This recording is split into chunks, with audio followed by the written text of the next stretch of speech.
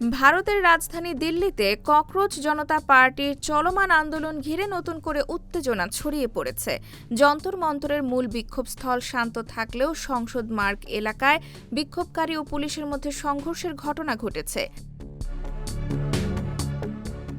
Police জানায়, বিক্ষোভকারীদের ছত্রভঙ্গ করতে টিয়ারশেল নিক্ষেপের পর পরিস্থিতি উত্তপ্ত হয়ে ওঠে।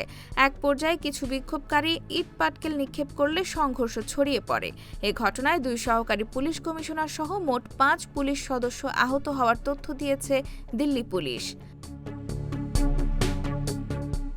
নিরাপত্তার স্বার্থে যন্তর মন্তরের 1.5 কিলোমিটার এলাকায় বুধবার সন্ধ্যা থেকে বৃহস্পতিবার সকাল পর্যন্ত মোবাইল ইন্টারনেট সেবা সাময়িকভাবে বন্ধ রাখা হয়।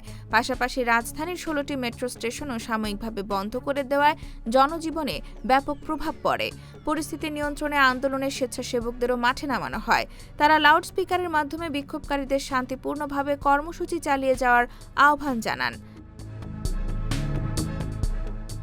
এর আগে প্রধানমন্ত্রীর বাসভবনের সামনে অবস্থান কর্মসূচি চলাকালে কংগ্রেস নেতা রাহুল গান্ধী, প্রিয়াঙ্কা গান্ধী এবং সমাজবাদী পার্টির নেতা অখিলেশ যাদবকে আটক করে পুলিশ।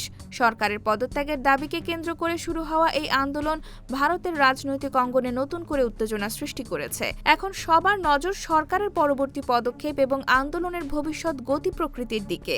সাপ্তাহিক বাংলা গ্যাজেট নিউজ ডেস্ক।